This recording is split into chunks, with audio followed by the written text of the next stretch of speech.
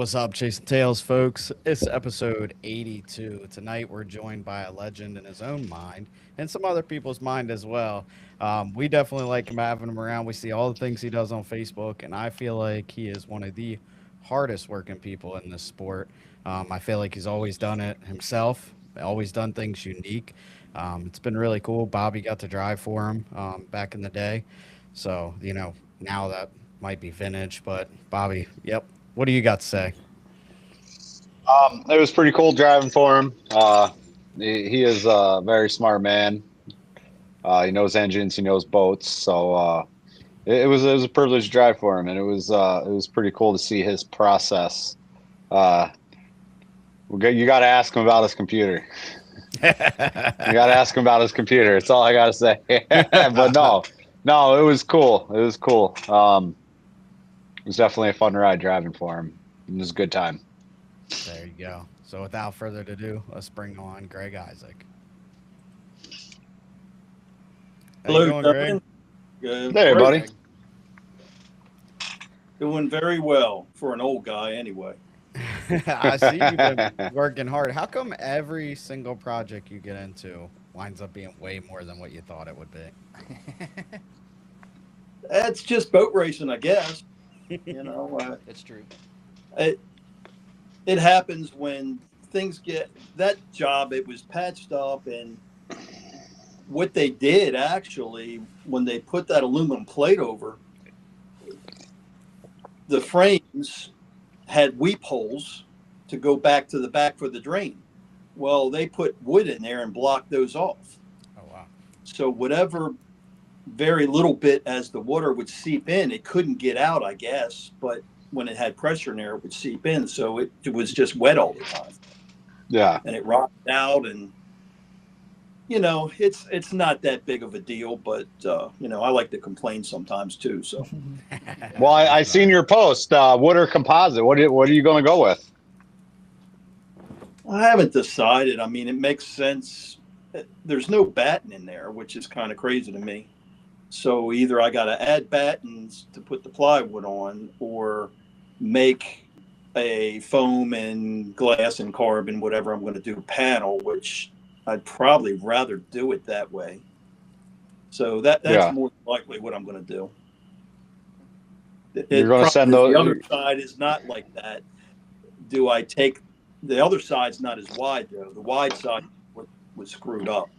So the narrow side, without having a batten in it, shouldn't be that big of a deal. Do I get into that? Do I not? I mean, that's what it is. It's like decisions to be made. I don't want to do any more than I have to it. So Yeah. probably just put some composite on there and let her rip. See what happens. Well, I I'm. feel like new boats. I was going to say, I I'm feel sure- like with boats, the more you look at stuff, the more you find. Yep. Yeah. That's for sure. That's for sure. You could be like Chris Owen, buy a boat, go make one lap with it, and it blows apart. Man, Well, that's yeah. rough. And you find all the issues. Yeah. Not a good idea to do that. I mean, this whole deal it came up because I broke the national mod in Decatur. I saw no way of me being able to get that fixed because I didn't have a place to do it. And I had talked to Steve Webster about, he had bought that boat from Lynn's, and he had one of those little motor, and I'm not thinking that that's going to work real well. So I'm like, well, I have engines and all, maybe we can kind of do something together and put somebody in it, give somebody a ride, And as it turned out, when I broke the national mod, I called him up, and he was a little hemming and hawing about that. And I understood, somebody takes your boat, and I took it out there and we tore it up. We let Bobby drive it, and he blew it over or something, So I just said, well, what do you want for it? And he kind of said, well, make me an offer. I said, dude, I ain't making an offer. Tell me what you want for it. If the number's right, I'll buy it. If not, then it's no big deal. And he gave me a number. It was a touch higher than I wanted to spend on it, but I just said, what the hell? I wanted to race. Both my brothers passed away, and I wanted to kind of race in their memory, at least last year, you know. So that's what it was kind of all about. We had fun with it. I mean, once I figured out the fuel system to get it to go up and get on plane, I mean, the boat was super fast. And with that, with my good Magic Super Trick Gertie in it, I mean, it was a frickin' rocket down there at Lake. So Yeah. I think we've been at least on the record over the had it not. I think you would have broke it. I was doing some numbers, and I'm like, it's faster. It's faster than the record. I mean, with the old Jones, you know, I don't not a lot of people have driven mods or maybe even bigger boats or any boats at all, but you know, I've driven a lot of boats, and when you put that Gertie in the Jones 2.5 mod, it's a different animal. You step on it and it just pulls and pulls and pulls. Like, it just does not run out. That engine is something else. It was pretty fun, I can tell you that. Yeah, and that engine that you drove for the one we had at Elizabeth City, that was a good one. The one that you drove pretty much all the time, that was just a plain Jane going to go out there and run. And I mean, it was still faster than hell, but nothing near what I've had in this boat. That's not fair. That's not fair. Well, we were working up to it, man. I mean, you know, Yeah. literally like the next year when you ran the kilo record, the next year I put the good one in, and I had somebody, and I'm not going to bring up names because it brings up bad memories and such, but I had him do on the new engine, and he kind of screwed up, and I was coming up to the traps, and it was 127, 128, 129, 130, 131, 127, 115. I was like, what in the hell? And the sleeves and the block, everything in that block, the whole bottom end was brand new crankshaft, brand new rods, brand new pistons, brand new sleeves in it. And the sleeves didn't get set down far enough. So the sleeves settled down and it blew a head gate. And that kind of screwed me on that deal. And then we ran it again with the Chevy, and I drove a good bit, and you drove it a couple times. And then went to Lakeland, and I had the brand new engine. This was everything was brand new. The head, everything. And that sucker broke a retainer, but that was probably over the record when I was testing it. So, I mean, you just had the one that would go out there and run, it wouldn't break. That's what you had. That's it was fast. One to get it was fast. One that won't break. Hey. Yeah. Again, I mean, yeah, with Bobby's best efforts. If you got I'll never forget the Waterford deal, man. You got on the outside, and you nailed the start perfect, and went on the pin. And came in the heat, and I hear over the loudspeaker, you know, driver's rep to a blah blah blah blah blah, you know, and I just smiled and said, well, we got it back finally.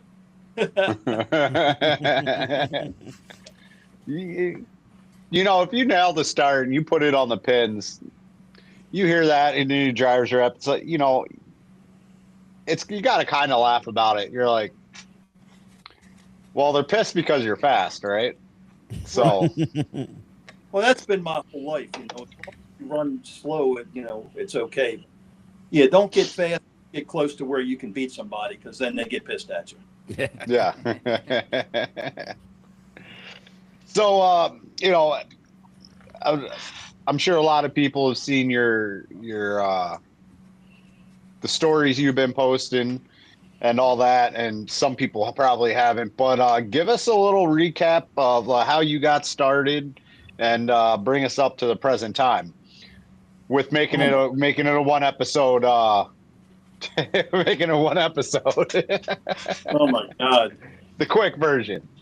Well, the quick version is we got started way back with my brother Tom, and he used to build outboards and race them in our local creek.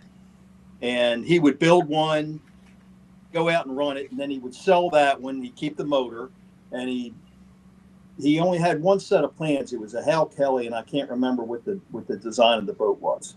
But the first one he built right to the plans, and then from there on he would try this and try that, and he would get a boat running good, and he'd sell it and build another one, and that was his. He loved doing that, you know.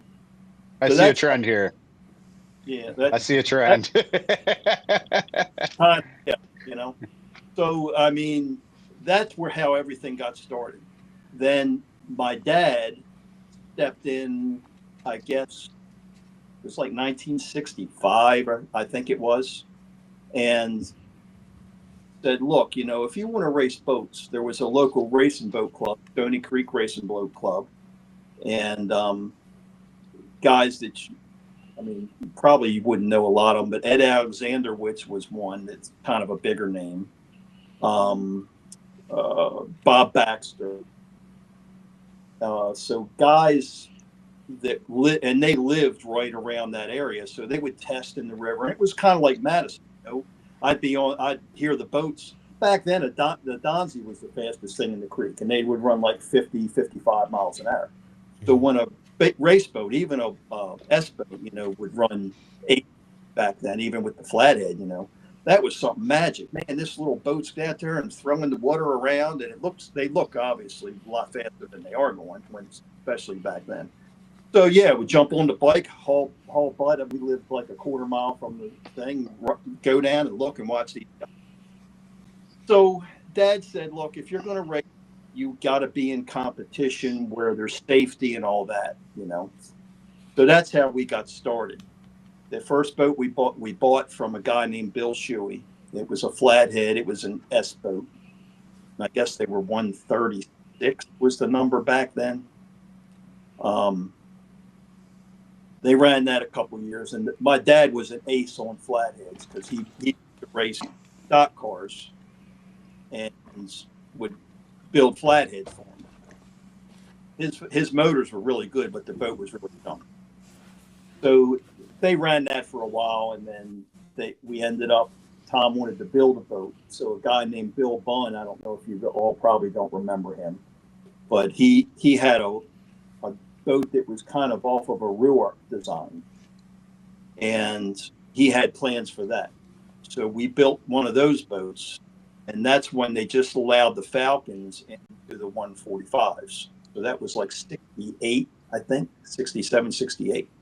So we built that boat, and it was affectionately known as the Log because Tom and my dad and whatever, when they built, it was all everything was mahogany and marine wood, but not for racing. Yep, heavy. So it was super heavy, and you know, it ran okay, but it just never did a whole lot. They won one time in Atlantic Highlands, New Jersey, I think it was, like 69 or something. And then Tom actually said, "Okay, this thing's not going to work." So he sold that. And then we built another boat, which was our S13 boat. That boat was really fast. We didn't have any money. I mean, we had one prop for a 145, right? And we could beat pretty much everybody but Willie. Mm. So that ran good. We got region 4 high points with it a couple times, which back then was a big deal because there were, I would say, I don't know, 20 145s in region 4. Right. Yeah. You know, I remember Pop Kennedy, he bought Lem Thompson, Sandy Thompson's dad's boat. And that's the first I remember of Pop was that Uno 2. It was called the boat. So, yeah, we raced against him a couple times. And then in like 73, I think Tom sold that boat. And we had always been going down to Lauterbach's because we just loved Lauderback boats. I mean, you look at a Lauderback, it was like Yeah. the thing in the world. And back then, they were kicking everybody's butt. And it was awesome. So we would hang down there when I was a little kid. We'd go down on Saturday. We'd leave like 4 in the morning, drive down there, hang out in the shop for a while. We'd go to the Circle for lunch. We'd eat lunch with Henry and all the guys that were hanging around and such, and home. I had been talking to Larry, and they made a deal where they would get a Lauderback. So Larry and Henry made the stringers and the frames, and Tom built the boat. So it was a Lauderback design with, we built it. And we had made some changes. It was the same as the boat Earl Hall had, the 5. That was at the beginning, Patel's boat. So we had moved the dash back, I think, 4 inches. We put more lift in the bottom because we were going to put a 3-blade and all that. So Tom ran that boat a few years, and then he moved to Florida, and he ran it down there a couple times, and then it didn't have time. So the boat came to me. That's where I got started. I was always too big for a T. T-boats back in my day were 12-foot long, 6-foot wide. So Yeah. J-stock size. Yeah, now, I mean, literally, my brother's 850 is 12-foot long, and he made it a pickle fork because he wanted it 11-foot, and Tom wouldn't build it. Tom said, I ain't 12-foot long, so he put the 1-foot pickle fork on it. So that's where that one came from. But anyway, yeah, we did that, and then I got into the Lauderback, and I learned my lessons from everybody out there, and being not growing up in the T. I'm thrown right into into 280s when you got 3 elimination heats in almost every place you go to, and crazy stuff. I learned a bunch of lessons there, and then tired of basically they made fun of us. Like, why do you do that? Lauderback, that's crazy. And Stoldaker was just coming out, and the Joneses and all that. And we just loved the law. I mean, no matter what, we wanted Lauderback. Is the coolest looking thing, and we just wanted one. That was what it was, So we went through all that, and I was just, being a teenager, kind of getting into 19, 20, and whatever. I got a bad attitude, and I was just, pissed off at everybody. Like, what are you making fun of us for? We're just out here having fun. So I got it in my mind, we're going to make this thing run. So, of course, I looked at all the other boats and Joneses and Staldakers and all that sort of thing. And basically I said, well, we need to make the transom wider. What the boat would do, once we put the Mercury prop on it and I got a good engine and all in it, you'd go into the corner. Now, it was faster down the straightaway than everybody. So the first half of the corner, you had that extra momentum, and it would carry on. But when you get to the apex, it would just give it a little pump and drop the transom for a second. Mm-hmm. And every time it would drop the transom, a boat would kind of get a boat length on you. So from the apex on out, it would do that like 3 times. Well, bang, bang, bang. Well, then they're out on you, and you're kind of screwed. Mm-hmm. I said, well, how are we going to fix this? So I'm looking, and I'm like, well, all these got wide. We got to have wider transom. So we're going to carry that straight back and put air traps all the way to the back to hold the air under there. And that should fix that. Then where the engine is, of course, they had the point of thrust, I call it, where the thrust bracket was back behind the engine. Well, because our engine was way up forward, Lauderback had a thrust bracket that would go basically between your feet, kind of mounted to the keel of the boat. And it was way forward. And I said, well, we're going to change that too. So I took that and put that back underneath the seat, basically, where the seat bracket, that turned into a thrust bracket too. So I did that, and then a bunch of other little things and such that we rebalanced, did that, and it just all of a sudden got fast. So as a 280, I ran one really good year, which was 1983. 1984 came, and I was busy with work and such, and I kind of made my goal. So I got complacent, lazy. You go out, and it fires up. You go to a race, and there's problems. And basically, the problem ended up being, in the end, finally figured it out. There was a pinhole in the cylinder wall, and it would start to miss, and only when you were going fast. So, like in the corners, it would kind of straighten out, and then you get halfway down the straightaway. Well, that water pressure would start blowing enough water in there that it would start to miss. And I mean, we changed coils and fuel pumps, just everything I could think of changing. Couldn't figure it out. Well, in the end, we figured out that's what it was. Wow. But at that point, I was kind of done with the 280 stuff, and I wanted to race with 2.5 mod guys because it was like, I felt like all the best drivers. You had Larry and Glenn Kootenai and Felster. Guys really couldn't do it, but I'm like, I want to race with those guys. Those guys were, to me, like the professional guys, So I built the V4 thing, and that's another deal. That's no good. It's pissing in the wind, blah, blah, blah, And the boat was not good as a 2.5 mod because I got this little light engine in it. Well, now it's like out of control. Mm-hmm. So what I had to do was deepen this. Then Tom wouldn't let me run it like that. I was like, well, God damn, it's fast. When Doug Felster set the record at Essex, I wasn't there the day he set the record. Was Saturday. I had to work. Well, I went over Sunday, and it was Larry and Bill Morrison, and I don't remember.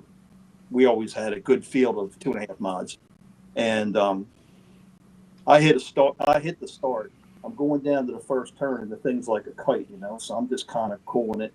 So we get into the corner, and Doug's obviously outside because that's where he's. I try outside all the time, but he beats me to the outside. We get into the corner, and coming off the corner, he pulled probably about two boat lengths or so on me, and going down the back chute, I got halfway down the chute, I'm coming, and I'm like, the boat's flying. I can see my brother Tom spazzing out, But anyway, I was like second fastest boat with there, and I mean, he had just set the record. I'm saying, man, this thing's freaking flying, Yeah, it's flying, So Tom, we had to deepen the strut. We did all this stuff, and it kind of killed the boat, but it was I didn't bust my ass. There you go. He saved me from hurting myself because I probably would have.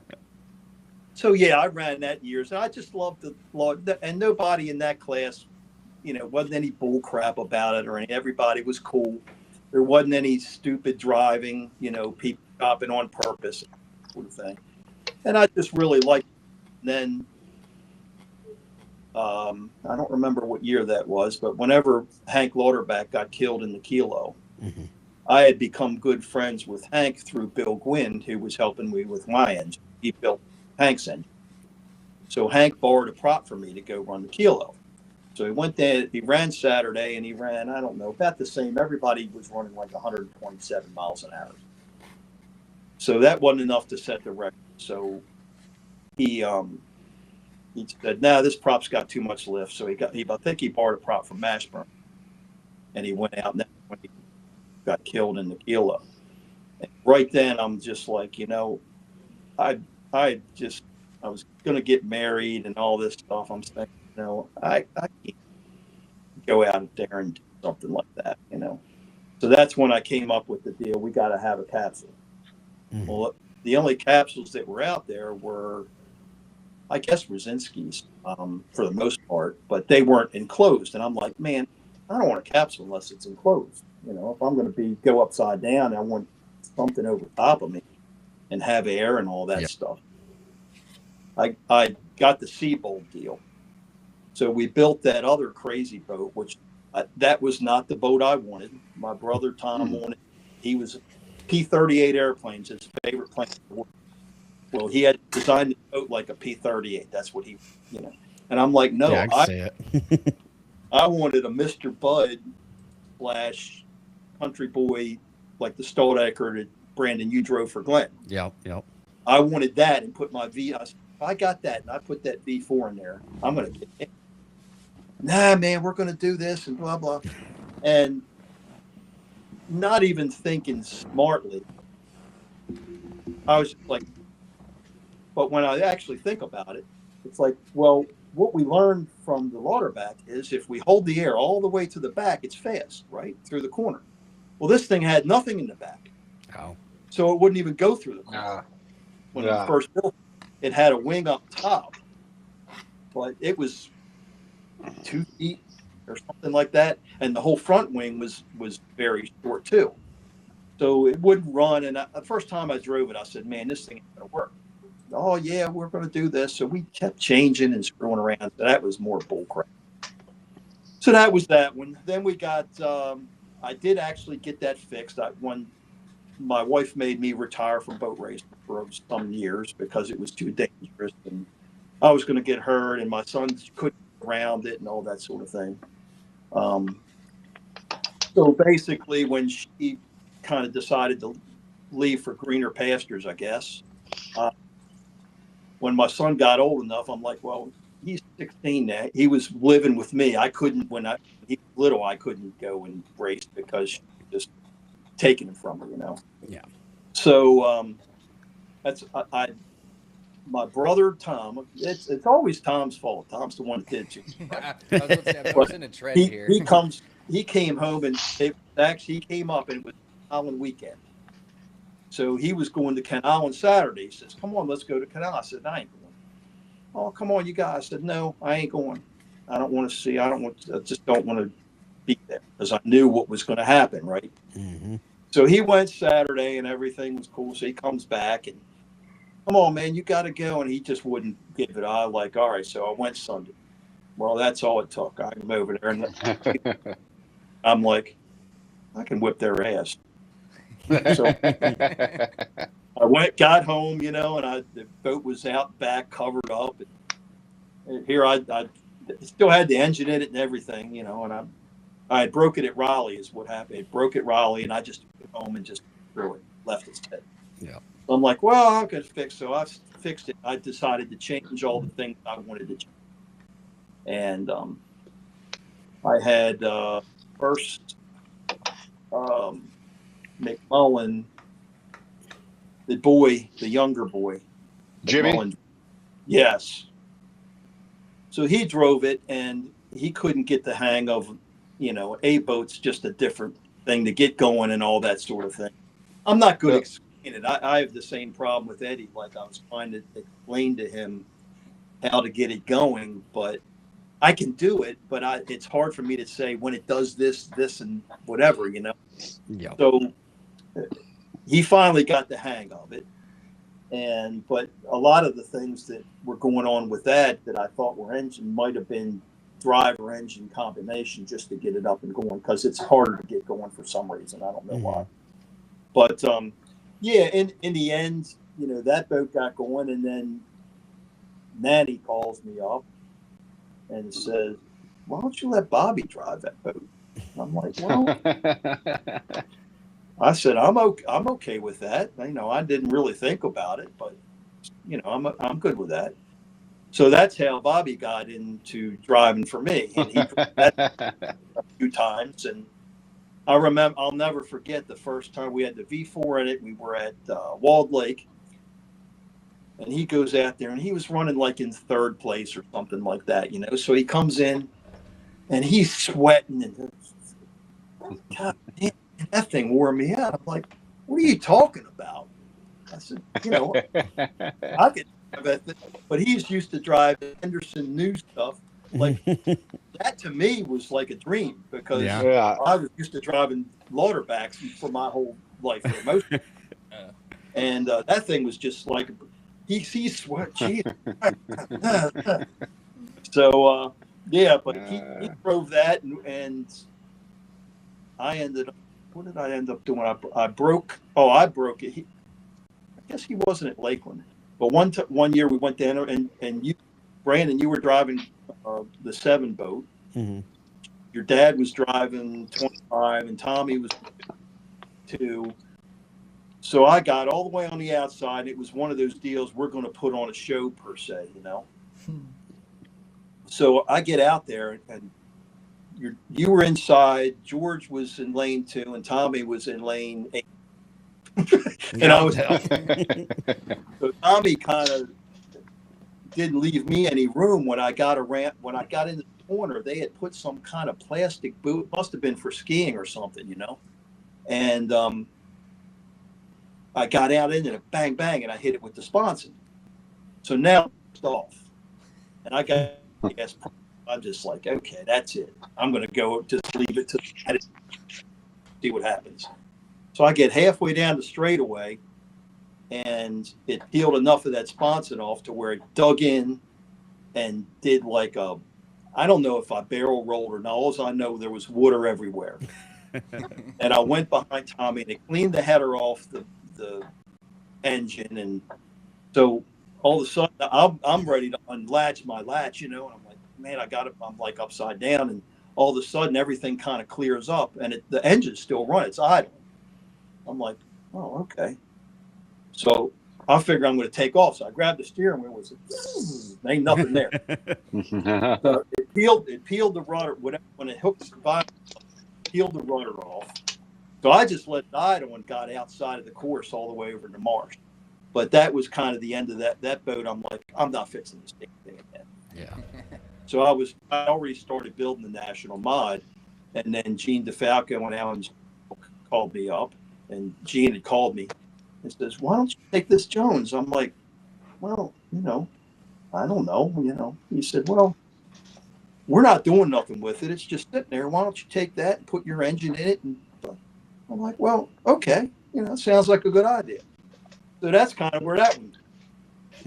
And then the national mod I built, and ended up, I sold the Jones down in Australia because I had to. They wouldn't let me run it as an 8 boat anymore. Said that the stow wasn't safe. No, it's a Type 4, so whatever. And I went national mod, and then all the national mods went away. And we're back to where we are now. So that's as short as I can make it. It's been a journey for sure. Couple takeaways. I'm so off yet, or what? Yeah. Couple takeaways. It sounds like Tom got you into a lot of trouble. Yeah, I really know my brothers that's the one thing that you can't figure, that like when your parents pass and you kind of know they're going to pass, but all the stuff that you guys do together that your parents don't know about, and you wouldn't necessarily want to tell them about, but there were times when I would just think about a stupid story that happened, Hey, Tom, remember when this happened? Or Murdoch, remember when we did this, and blah, blah, blah. And that goes away. And that's really the saddest part for me, is that all those crazy things, I have nobody to talk to them anymore because there was nobody else there. No. So that sucks. No. Yeah. So always for that, guys, you can always remember, no matter what it is, if you think of something like that, call your brother and say, hey, man, remember when we did this stupid shit? Especially Bobby. I mean, I was about to say, I don't know Bobby, if you encourage Bob to do that. Bobby would probably be like, I know I was there, but I don't remember. I have the worst memory possible. Oh. On that note, I know there's a few people, and kind of brought me back to like talking this year. I met Warren Ignacio and talking to him. He really struggled after doing all the racing with his brother to come back, and didn't want to race again without his brother. What kind of pushed you to do it, like you said, for them, even though they weren't here? Because I know they'd have been pissed off if I just stopped, number one. Number two, I mean, like, Tom Murdoch had always had problems because he had polio with him. So, like, he had passed away, like, 3 times throughout the years, and they brought him back. But Tom, I mean, him and I talked a lot. He was kind of he was old enough to be my father. Okay. He was, I think, 19 when I was born. So when my dad kind of got involved, in racing, and then kind of backed away a little bit. Tom took in, like, I don't know whose brother, who's 19 years older than you, would take you to all these boat races and take you down to Lauterbach's. And no matter what they did, I mean, they got season tickets to Colts games in 72 through like 78 or something like that. And that was my Christmas present. Everybody would pitch in, and I'd get to go to the Colts games with them. So, like, yeah, he was kind of like my father to a point, but then he was my brother because we did a lot of stupid crap too, right? So that was the best of both worlds. Yeah. But yeah, there's no way that I would quit with the last time we talked, he's like, man, you got to go out. I said, I know, I got to go out west. It's never time. And I was actually going to go last year, and he passed away first he passed away on my birthday in January. So that really sucked. Oh, wow. I talked to him that morning, and he sounded great, better than ever. He went to dinner with my sister, went home, went to sleep, never woke up. So then 3 weeks later, my other brother passed away, Murdoch. So yeah, I'm like, it was super devastating. All this stuff that I had to get to do and whatever. But yeah, I mean, like, there's no way that I could have just quit it. I would at least have had to. It's it's kind of my life, other than family and work and all that. But my hobby is playing with these things and playing with the engines and learning, and it just keeps my mind busy. So I really enjoy it. For sure. On that note, though, you enjoy it, but I don't think, looking at all your Facebook pictures, that I've seen a smile like you have when you're with your granddaughters. This is, but the problem with that is you have a lot of my son and his girl were split, so they got that family, and then my ex's family. So all these different things. So they're being pulled in a million different directions. So you don't see them as much as you would like to. But yes, 100. That's really what life is about. Life's not about boat racing. I mean, that's the hobby, and I enjoy it and that sort of thing. But yeah, they're definitely the life of my life for sure. So you just built a new boat shop. What projects do you have going on there right now? Right now, just fixed boat. I paid a guy. I was going to do everything myself, and it's just like, I don't have time. I came to the realization, if I want to get this damn thing done. So I paid a guy a bunch of money to put all the stone around and all that. So all that's done. So I can get in the building. It's a parking area. It's not a bunch of mud holes and all that.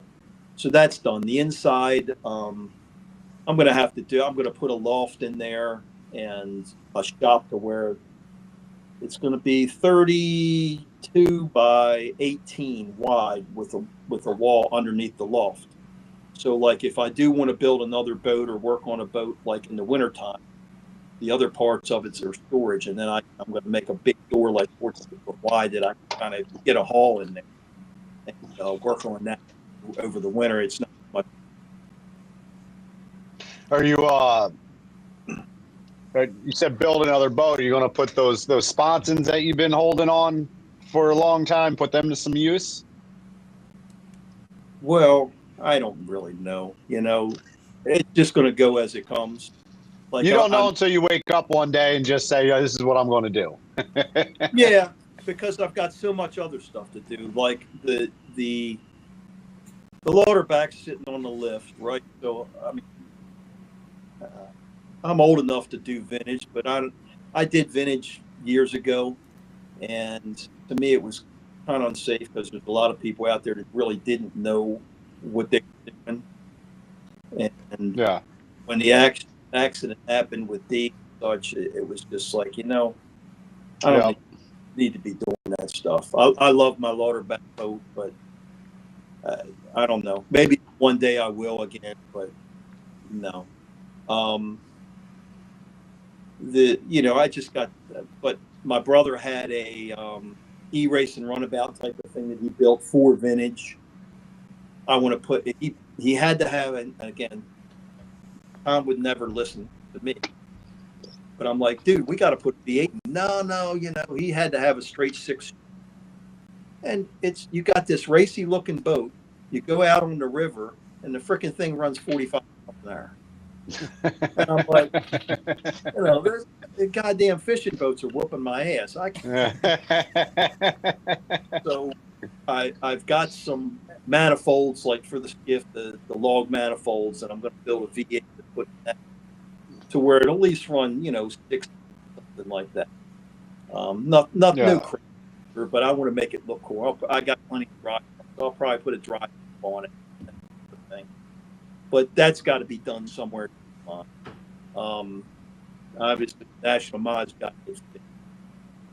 So I got tons of shit to do, and I built that LS because I got to bug up my butt to do that. But I have people that may be interested in putting their boat once I get it done. So, and I think both two guys that said something about it, they're both very good boats. So it would be pretty representative of what you have. So I'm kind of excited about that, but I'm still waiting on Armando to get me my oil pan that should have been here a month ago. But that's typical. Checks out. Yeah. So anyway, I got tons of stuff to do, and like I hate the response and sitting around, and I really want to do, but before I'm going, hopefully before I'm going, I'll build something that'll be my last hurrah. Yeah. There you go. I'm sure you heard that Timmy Collins is working on the LS, that they're building an LS and they're putting it on the dyno next to a 350 to try to get the LS to put out the same amount of power, but still keep it as a cheap option if you want to go 350 racing, which I think I commend that. They need to do that because boat racing costs has gotten out of hand. So if we can find different avenues to try to cut costs down, that's pretty good. And them doing that, I think that's the way to go. Well, I will tell you that engine that Marty's building is exactly as. Yeah. He called me up and got all the specs of what I was doing.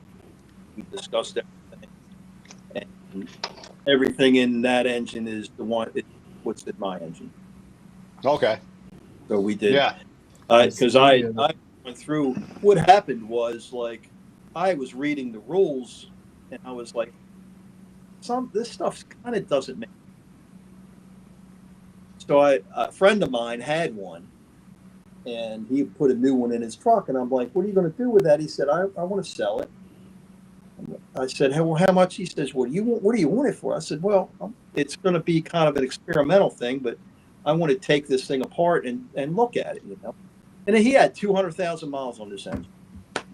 And he's like, well, hell, come get it. So I went down and got it. So everything that I did, I took it apart and I measured every piece. And there was a lot of things in the rules that were incorrect. So I made a list and I'm going through. And that's really why I did it. I said, I'll go through this thing. I'll build it. Worst case situation to me was, I figured, hell, if I build a nice one, it's got a cam in it, whatever, I can sell it to a street rod guy.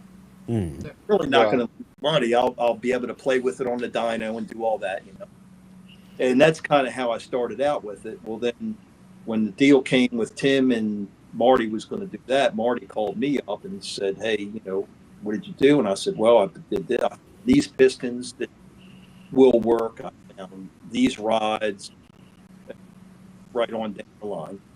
And so he built that engine there is exactly the same spec as what I built.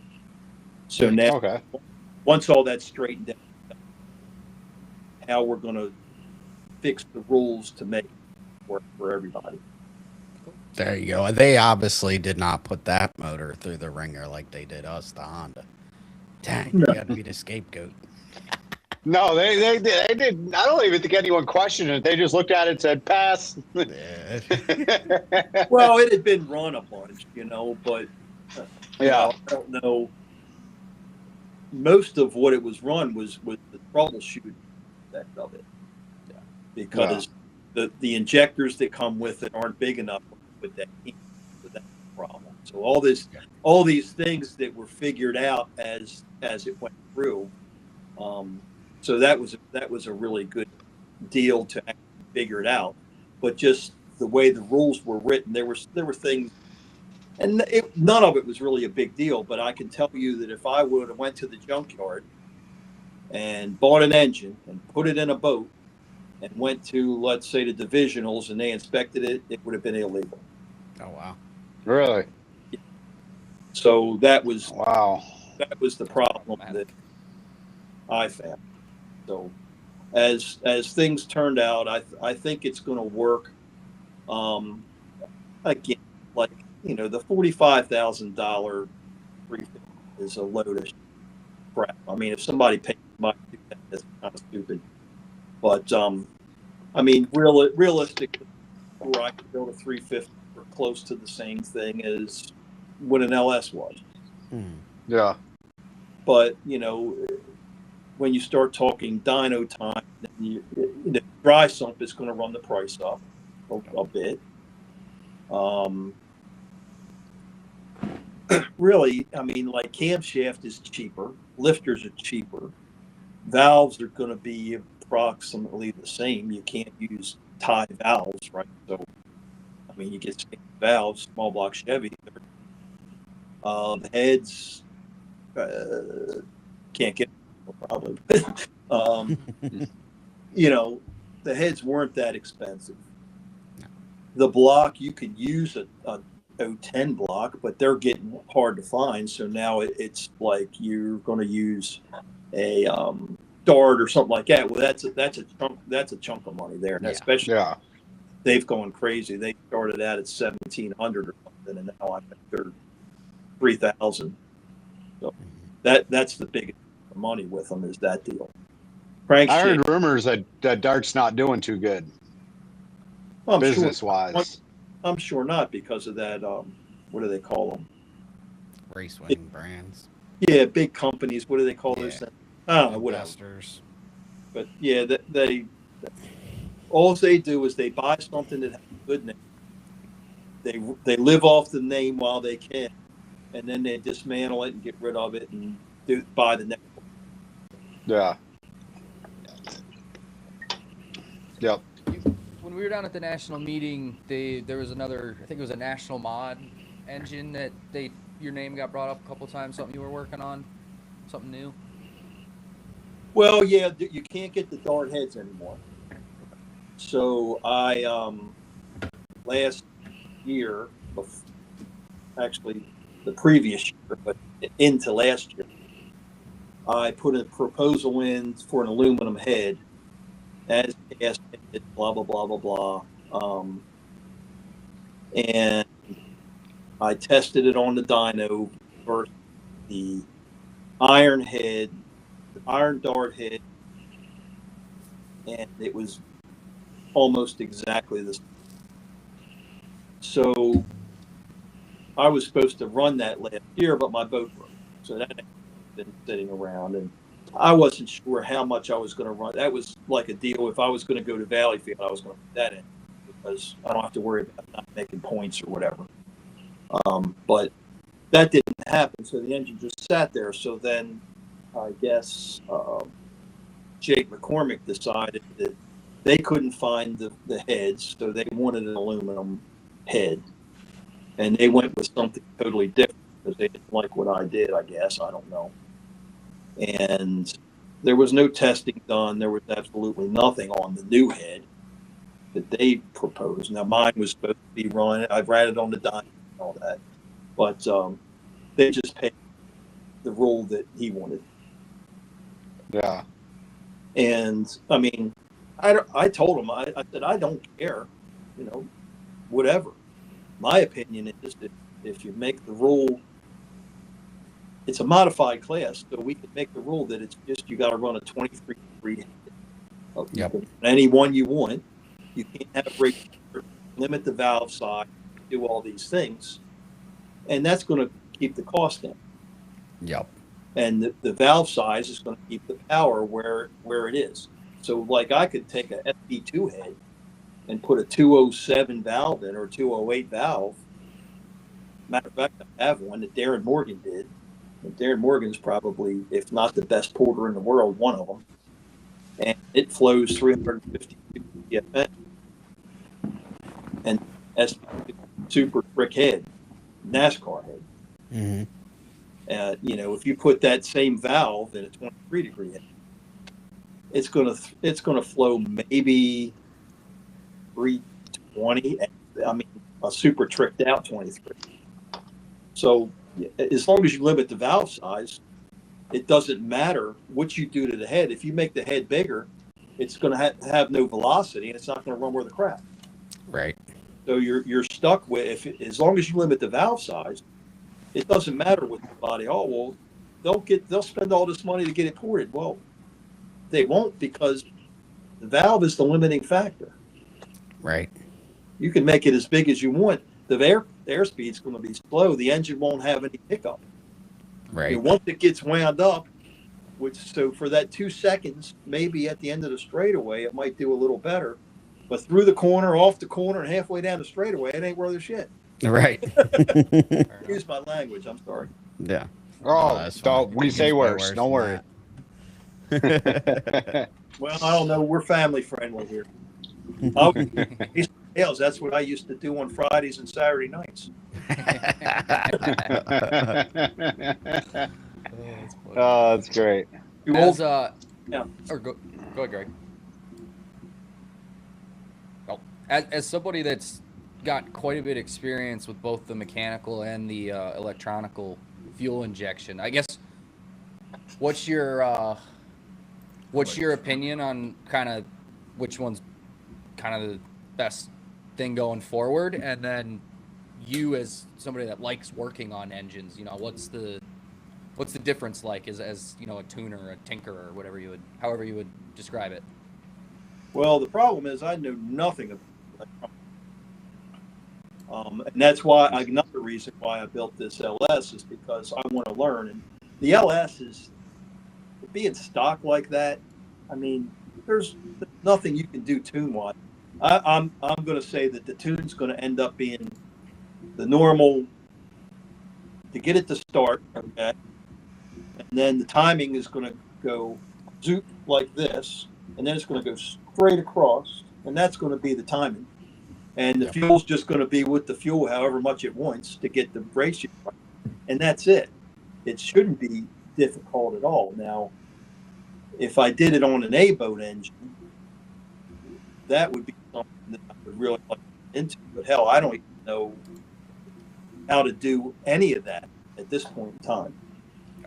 Yeah. So I had talked to, when I'm going to do this, I talked to Michael Weiner, and, he works for BES now. So he's not only knows all this stuff, he probably knows more than I do now, being the little kid that he was when he was helping me take stuff apart. But he's the one to talk to me, and he said, you should really just use the Holly. That's the easiest.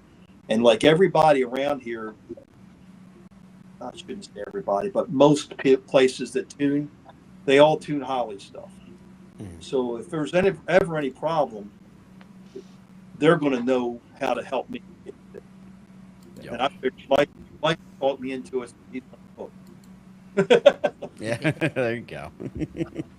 Yeah, I know us learning with the GP, it's a big learning curve. Understanding the mechanical and the pump loops and all that stuff to get the fuel curve where you want it. And then you look at all these graphs and the fuel tech software and all the things you can do. I don't think it's ever going to advance our horsepower numbers, but it might be able to pull some here or there. But it's really cool to be able, when we were in Cambridge last year, just call the guy from Fuel Tech, hey, this thing's really fat, fix it. And he just logs in and boop, boop, boop, done. That's what I'm saying, like that kind of stuff, yeah. And, after working with, I've always done mechanical injection, and methanol, as you know, with the GP stuff, it's pretty forgiving as long as you're on the fat. You want to stay on the fat side, obviously. You get lean, then you're in trouble. But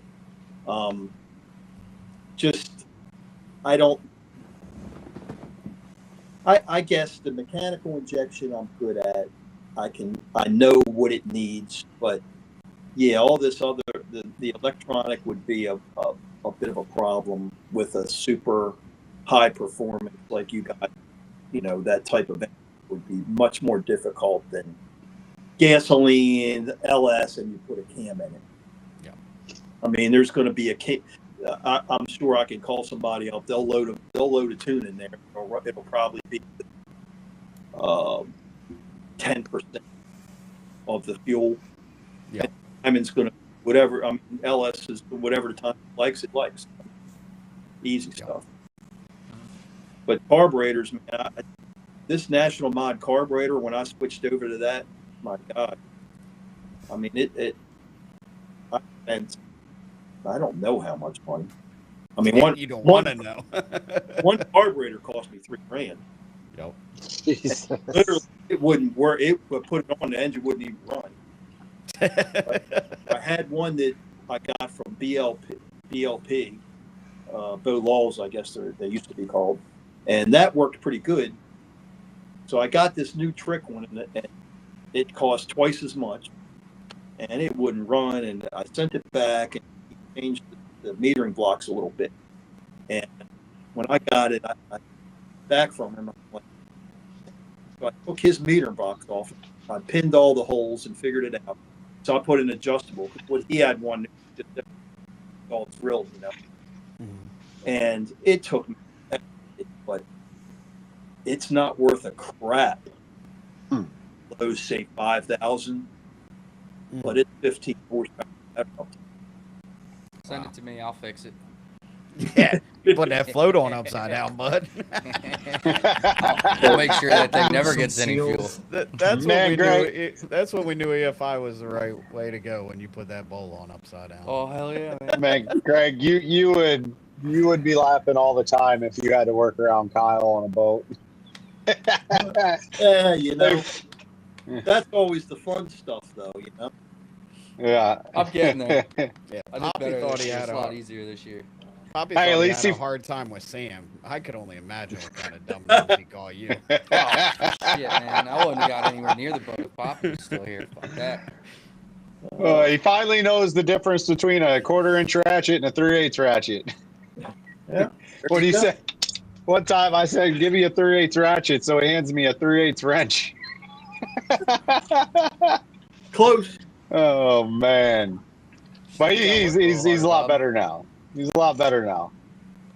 Hey, you know, I'm pretty familiar with that. he wasn't hanging around much. I mean, Austin.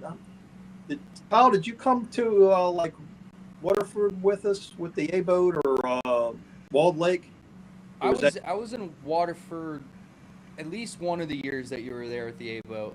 Okay. Trying to think. I know Austin came with us. I spent the night at your parents' house. Yeah. And Austin came. I think Austin had like a ghost thing or something. They kind of remember that story, but there was something that went on there. I don't remember what that was. Oh God. There was yeah, I'm not a light sleeper. I tend to talk or move or rub my arms and shit, so it's totally possible. Yeah. Just something about you and sleeping that night. Something was going on, but I can't remember. Hopefully it wasn't the stop commanding me to do things night. Dude, that's the best story of all time. We'll have to ask Mom what it was. She wasn't there. Oh, she wasn't? No. Oh. Huh. No, they had gone away, and I stayed at the house. And Oh, you know, I probably had soccer. I was probably at a soccer tournament or something. yeah, I don't remember you being. That's about right. Maybe that's where they were. Yeah. Yeah. That was probably like mid 2010s, like 2014, 2015, 2016, something like that. 2013. Probably 13, maybe 12. 13. Yeah, so that was like right in the junior high, middle school. That was when I was gone every weekend for travel. Right. Yeah. So I I've been saving this, Greg. I meant to do this early in the episode, but I gotta get a live reaction to a video that we were able to pull up. Dun, dun, dun. Jesus Christ. Okay, so he's like, holy shit, where did he come from? Yeah. He was looking in the outside mirror the whole time, and like, he's not there. He must have broke down. Then all of a sudden, boom, he's inside. So now he's saying, I'm going to catch his ass. I was catching him too. I know you were. Upside down. Oh, and backwards. Dude, that's huge. At this point in time, I'm already sitting in the S88. Bob was out. I was in the boat. Bob got out of the boat like he was going to jump in the water and swim over to the S80. Yeah. Oh, man. Yeah, he wasn't playing around. I tell you what, that I was standing there watching it, and like, I'm the worst guy in the world on any like we're talking about, I'm going to build an LS with electronics, right? Well, I couldn't even get radios to work. So he's out there, and there's the radio isn't working, and I'm like, God damn, move in. Well, the problem was we had only run that boat on 1 mile courses, and it didn't handle very good there. So now we got all this extra mile an hour, and it was jacking the frickin' fin way up out of the water. Yeah. It was loose as heck too. So what happened? There was a storm. So we went out for the first heat, and Clarence Pfaff blew the bottom out of the boat. Chuck Miller hit it, and somebody else broke. So there was 3 boats going out of the heat. So they black flag it. Well, then there was this, tornado, one of those deals. Yeah. Tents blowing away and all that crap. So, Normal Hampton shit. Yeah, Bobby comes in and says, man, this thing's really loose. I said, well, you just got to go out and finish, and then, we'll make the final, and we'll make some adjustments. So he says, well, Uncle George has got some aluminum. We can add on to the wing. So we go over to George's trailer, and there's a chunk of aluminum for something, So we cut that up and drill holes, and we bolted on the back of the wing. Well, it like stuck out like 6 inches more to give it more down, right? So, oh shit, well, that'll do it. So he goes back out there, and I'm like, just kind of take it, nothing. So he breaks out on top, and he's out there running, and again, it kind of wouldn't stay inside. So he was kind of stuck, So that was handling problem. The problem was they had put a extension on the fin to move the fin back, and it was just pushing like a freaking stock car, Okay. So when I took that out of there and moved the fin back up on the sponson, boom, it fixed that. But so it was the perfect storm, but it was one of those things where he was going to beat Tommy. Yeah, I think. Yeah. And that's what it was. Yeah, that's the king of the class that day. I'm going to get him. And he's coming down, and I never saw, because he was in the rooster tail. So I'm like, where is he? I figured he would just kind of cool it at that point. And next thing Tommy turns, and I see him, and the boat is hanging like this. I'm like, oh no, he gone. And sure enough, I think but basically it was hanging a little bit when he went to turn, I think, and it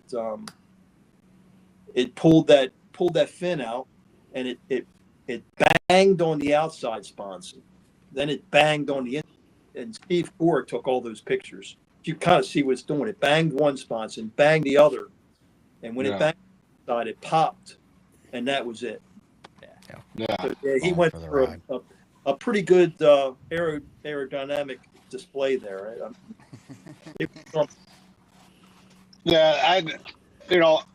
I've done some stupid stuff in my years of racing, but I gotta say, that's probably one of my biggest regrets, was just not letting Tommy go and just bringing it back to making adjustments because Yeah, we'd have we won. did. We would have had him the next heat.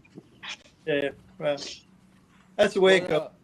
What Because engine you had in that there? thing is everything just aligned. That everything was just besides the boat not settling down for the corners. It just the engine was right, the water was right, everything was just feeling freaking phenomenal. And I should have just, pulled my foot and said, just save it for another heat. But Well, that's where the radio would have worked. Hey, just yeah, do it. Let him go. But yeah. I don't know if we ever had a radio that worked in that freaking. And another time in Hampton, I remember I was going down the front. It had to be the year before. I'm not sure, but I was going down the front stretch and I look up and I see a black wire hang in front of me. So I'm trying to look around the black wire. Finally, I go to grab the black wire and my hand gets hot. And I look at my hand and I got oil all over my hand. I look down and there's a puddle in my lap, and I look up and it's coming out of the oil gauge. That was the next year. Oh, was it the next year? And you had on the driving suit that Ronnie bought. And Ronnie got all pissed off because you got my boat got oil. So that was kind of the end of Bobby driving. Ronnie didn't want him driving, I think, because screwed his driving suit up. And then later that year, that suit got cut off you anyway. Yeah, right. Was that it? I think Wildwood. Didn't it get cut? Didn't they cut it off you? No, they didn't cut that one. I don't think so. If I do, I got 2 cut suits. But no, Wildwood. That was fun. You got Moran. What We had good times with those boats. I wouldn't change it. I wouldn't change any of it. Even I would have done. That's why Tom had to fix the lauder back so it wouldn't do that, because I'd have done the same thing, bud. At that age, I was young enough. I'd have hung it out, and that he knew it. And said, no, we ain't gonna let that happen. Smart. Then after that, I decided, I'm going to move the battery up behind the spots and where the fin is. So I'm doing all this work to get ready to go to Wildwood. I get a phone call, Bobby, Wednesday. Let's go run the kilo or a quarter mile.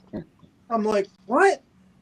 Let's go run the quarter. Then I got the boat. I got a hole cut in the deck. Moving the battery from here to all this other stuff, right? Well, hell, I'm making it so it'll go around the corner. Now you want to run the damn quarter mile. I'm like, okay, well, I got to work Saturday. So I went up there Sunday. I mean, just as luck would have it, we were the last boat to run, but the wind was blowing and whatever. But we didn't really have to go that fast anyway. So we got that record. But again, that's whatever. Yeah, it was. I figured it'd be fine running in a straight line. I can feel the boat. Then they put us out there, and the wind is blowing right down the river, and I'm like, all right, this is not what I had in my mind. What I did was I stopped at the hardware store on the way, and I bought 2 bags of sand. So we get, and I figured that we were going to run it, and then as it might have been too loose, and I could add a little bit of weight. Well, wind's blowing 30 miles an hour, right? So I'm like, well, shit. I just took the deck plates off and dumped 1 bag of sand in the other spots, and I said, well, she'll be all right now, So he goes out there, and that's we still no runoff and everything else, and it was like it was coming out of the traps at 127. Yeah. And then they missed one of the runs because the timing trap didn't work, so he had to circle around and do enough. And I'm just like, nah. Mike Weber was doing the radios. The radio did work there. So I'm Yeah, lying. yeah, I did. We did get the radio to work. So One Mike, time. I said, Mike, just tell him to come in. So he said, came in, and that was it for that. That was the last run. They didn't let any more boats run after that. I actually had Brandon on the phone during the run. Yeah. Yep. I called him and I was like, "Hey, bud, you're gonna run the quarter mile with me." Is there any footage of that round? I think somewhere out there. There is. Chris Ritz had it. Chris Ritz Ritz took a has video. And there's one that I'll try to find that and share it.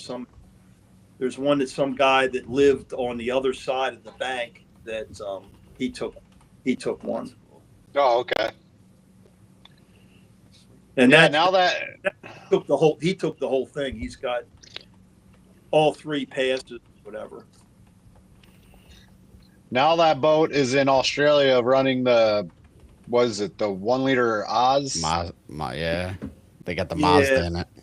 The Mazda? Maz. The Oz Lights? The Oz Lights, I think they're called. Yeah. Right. Yep. Yeah. Yeah, he called me about that. They called me and they were like, where we can get a cell like you have. And I said, well, no, Junior is not doing any, and Senior is sick, and he's not doing any, and I don't know who has the molds or whatever. I said, but I got a cell with a boat wrapped around. And he's like, you'd sell that? I said, well, yeah. I mean, I don't think I told him that I couldn't run it. Maybe I did. But I'm thinking to myself, I hate to sell it, but I had bought it. Gene and Alan let me use the boat, and then they wanted to sell it, so we advertised it after we set the quarter mile record, and nobody bid on it. And then they asked me if I wanted to buy it, and I was like, well, I'm building a national mod. I don't need it, blah, blah, blah. But they made me a really good deal. They wanted to keep the trailer for their Henderson. Mhm. But yeah, I bought the boat from them. And, APBA said I couldn't. We ran it a year after that, I think, and then APBA said you can't run a Type 4 capsule in 2.5 mod. So that was, the boat's only been over at 100. I think we were doing 124, 125 when Bobby went over. And that cell's not safe. He jumps right out and gets in a boat that 2 heats later and goes out and wins. But so I was bent out of shape. Still am. Yeah.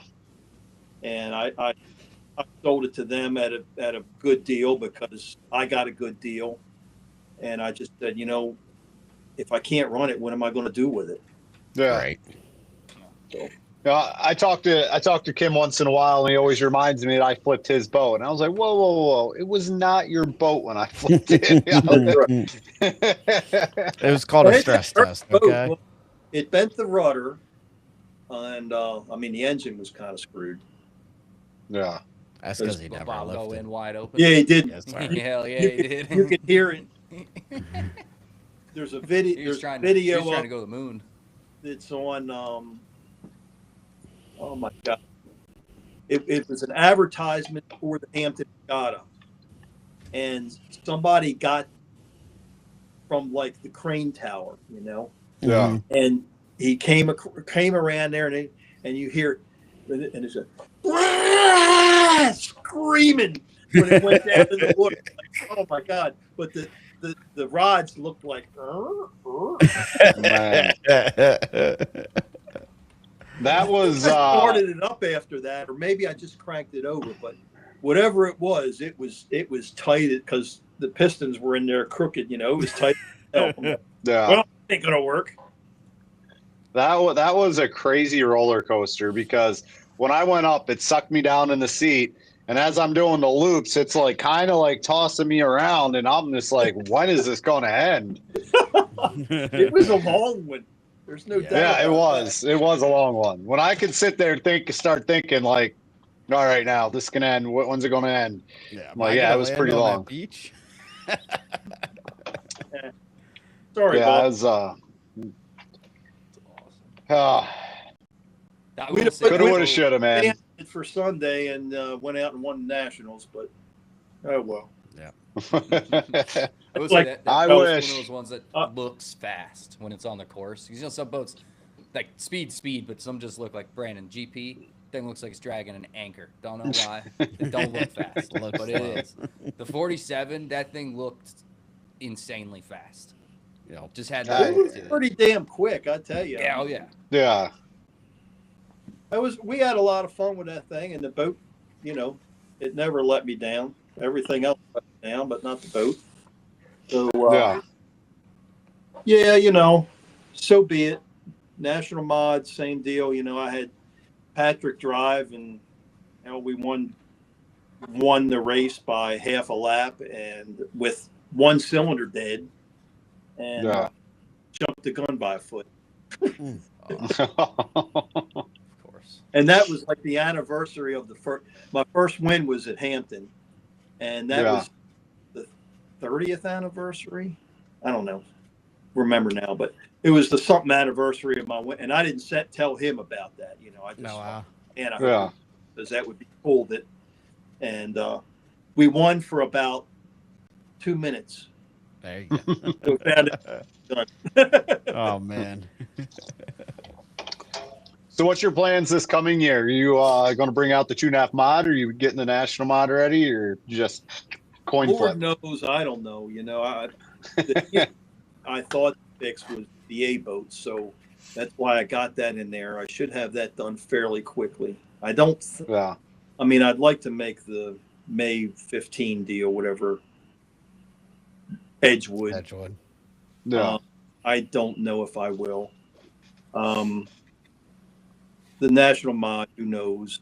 So, yeah, I mean, I told your mom I wanted to make whatever races I could make because I just want to race while I can. You know, I'm Yeah. working still. I make money and I blow a lot of money on this crap. But my son gets me. Why do you still do that? I'm like, well, because I enjoy it. You know, I like seeing.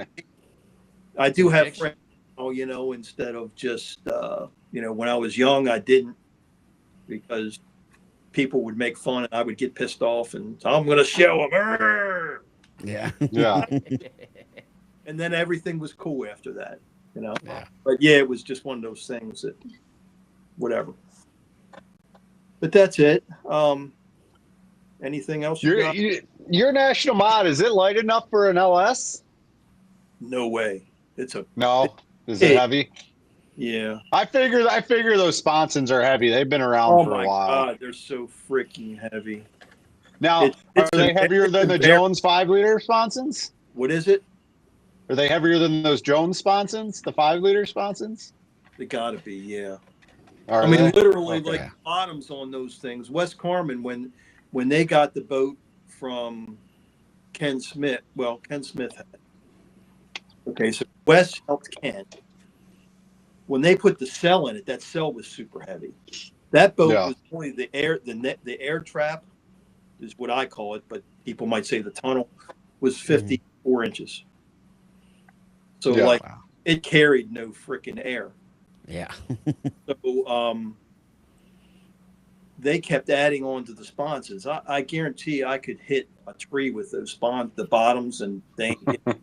I mean, they at least 3 inches thick. Wow. Yeah. The solid wood. Yeah. And I thought I could make the center section light enough. I used that Nidacore at the time because that was the hot lick stuff that I guess PB Bergeron was using that stuff, and I said, man, you know, that's easy. I don't have to make any board. I can just put this stuff, and yeah, that stuff fell apart no matter all the time. Yeah. So yeah, that was a mistake. But even with that, as light as I still was weight. Even with the injected engine, it was heavy. With the V8 carb motor, that thing it's overweight with no driver. Damn. Wow. So at Monahan, it was way overweight. Yeah. Yeah, I was digging trying to find that video you were talking about on the Hampton page. came across something pretty funny. You guys think Ronnie still got this bike that he won in Hampton? What? Ain't no way I- he ever I- rode that bike. Bro, it says that he won the trail bike and Paul Reed won the beach cruiser. Ain't no way neither one of them rode that bike. I wonder if he still got that thing, man. He might. We'll have to ask him. Hey, it's a trophy. Right? Yeah. It's a trophy, yeah. Collect the dust. So, All right, boys, wrap it up. You got rapid fire, Bob? Did you do any?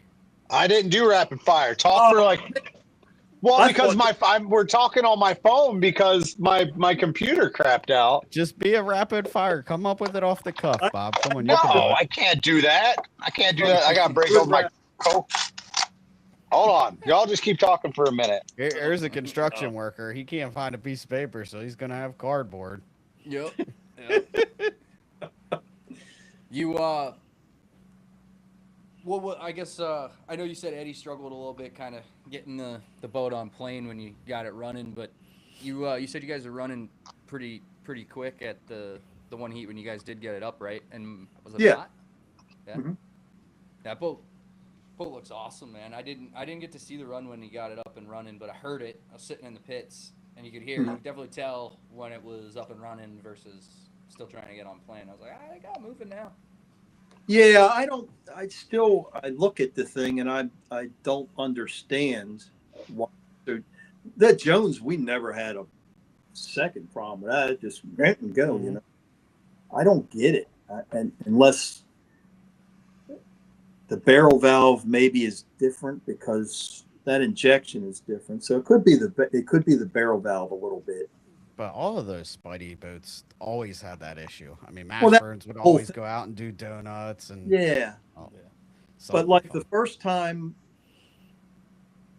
when I ran it, John drove it, and that's when it was super lean. It kept eating pistons and tearing everything up. But it went out and planed right off. Okay. So that was with the Chevy SB2 head. That was my super motor. And then Eddie was trying the Ford, but we ran that Ford with that barrel valve and that injection and all in the 47 and never had a problem. Huh. So I don't know what's causing. I mean, I guess because it's not that much wider. The sponsons seem to get out of the water. I don't know. But I it could be, mods are just fickle. Oh, yeah. Unless I tried to explain like the work the throttle. You can't put the throttle down because then it's going to dump fuel in. You have to kind of ease it and all that. And I think that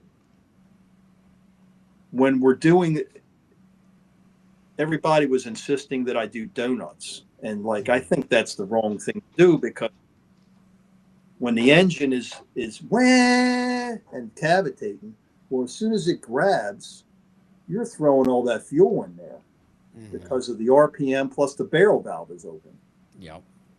So I think like John and even Chris Ritz, when I had him drive it at Lakeland, and that was the Chevy SB2 head, but I mean, he just went right out both times and, just kind of eased it up. And I figured, well, used to Y boats and all their pain in the ass that they are to get going. I'm like, well, you'd probably be staying, 2.5 mod. You could probably get it done. And it just went right and went. So, Wow. I don't know. Interesting. We'll figure it out. Come on, Robert. Ready? All right, ready? Yeah. All right. Here's your rapid fire. Chicken or steak? Chicken or steak? Steak. Favorite class to race? Favorite what? Favorite class to race? Favorite class to race? 2.5 mod would have to be for me, I think. All right.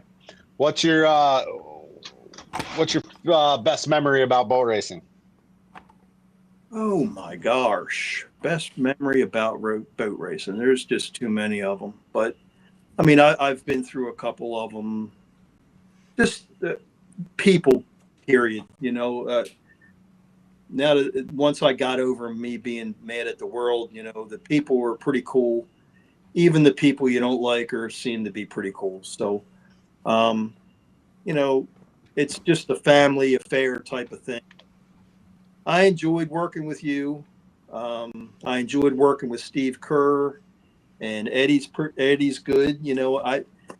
I've just been super lucky with people when I stopped driving that I've had some pretty good guys that I've been able to work with. Cool. All right, Maryland Racing. What was I going to say? Essex or Cambridge? Essex by far. All right. Ken Island or what was I going? What was the other one? Port Deposit. Yeah. I never ran at Port Deposit, so. Oh, you never ran there? No. Well, Haverty Grace. There you go. Well, all right, so Haverty Grace. See, that was I didn't get the race there. I kind of liked Haverty Grace. I mean, the water was always pretty bad, but it was a fun place, and the ducks, and I liked Haverty Grace. The collection of ducks. There's so many in the attic at the house. I think I got some ducks. Business. I lost pretty much all my trophies. Oh man. So yeah, not that it really matters. They'd be sitting in a closet. One cool thing is, like, I always wanted the Skeeter Johnson Memorial Trophy, and I won the national mods at Cambridge with the V6. Ray against Ray. Ray was having problems, but I whipped his ass. Say, Yep. And I didn't get that, and I was so upset.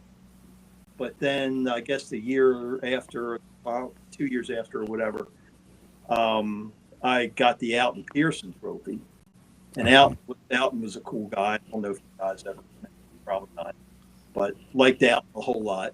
So that was pretty cool. So I do have that trophy, but it sits in my closet because it's like 4 foot high. Yeah. It is a big one. That meant a lot to me. Was that I really wanted the Skeeter thing so bad, but never got. It ended up going to Packarduni in a Grand Prix instead of me that year. Oh, man. All right. If you had to pick the one place to eat, would it be Hooters or Wing House? Ooh, I've never been to Wing House. You never been to a Wing House? No. He's definitely been to Hooters. You definitely been to Hooters in Lakeland. Well, Hooters, I think I told that story in one of my other stories, but 1983 was when Hooters first opened up in Clearwater. And when we went there in October, no, you know what? Because I didn't post that story yet. But when I went there coming soon, breaking news. in 1983 for the St. Pete race, as soon as we got there, Brother Tom says, we got to go over to Clearwater. There's this new place and how great it is. And that was the brand new Hooters. I don't know how long it was. And that's what got me started and got me hooked on Hooters. Yep. All right. Favorite race ever? St. Pete. St. Pete. All right. Coors Light or Budweiser? Wish you guys would have seen what it was like back then. You can ask why. Yeah. He agrees with me. I mean, sure. The amount of boats, I mean, we're probably 150 plus, the water, records if the weather was anywhere close to good, records fell. Was always the place where the new boats showed up. Okay. And all winter in February, they would start the end of the season, and new Stalldeckers and new Joneses, Lauterbach, and the whole gig. I mean, just everything about it was just super cool. They had the invitational races, which I knew you guys that a little bit. I never won this week. I got to run the Sweet 16 one time. The Sweet 16 was 280, 2.5 mod, and 225. And I ran second Jack Van Dien there for that. Wow. And that was another, we're going to talk about cool moments. I always wanted to run that imitation. So I got to do that. So that's another thing. All right, I got 3 more. Coors Light or Budweiser? Budweiser, I can't have Coors Light. All right. Throughout the years, you've owned a handful of boats. What's your favorite boat that you've owned? Jeez. The Lauderback. The Waterback? We All just right. always wanted one, and I just remember Tom being so conflicted about changing that boat. It was Henry's design. He didn't want to change it. I said, look, we got to change it or we got to build something else because I'm tired of getting my head. Right. And good thing we did change it. We made it more up to date and proved that what we were saying was kind of right. The boat, like Henry used to say, the boat doesn't know where to drop. Yep. As long as you can balance right and everything else.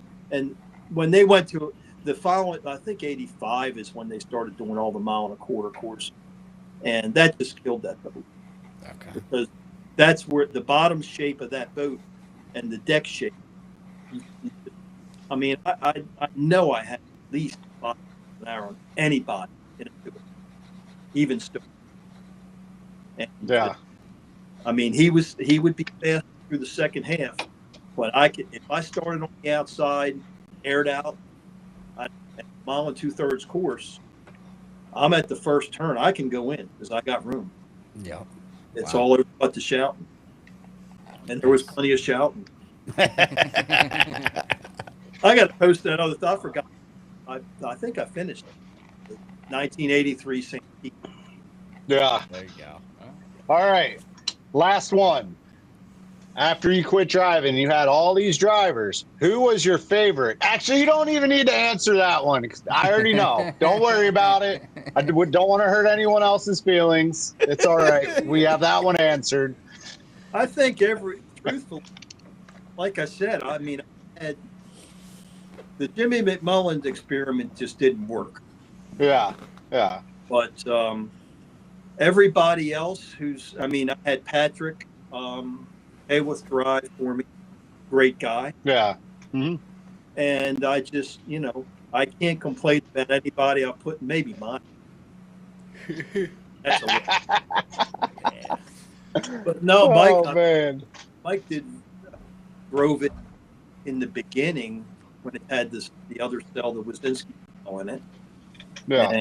And, we won a heat and second, and he loaded it up one time, and then it broke the coupler. Too much horsepower for the parts.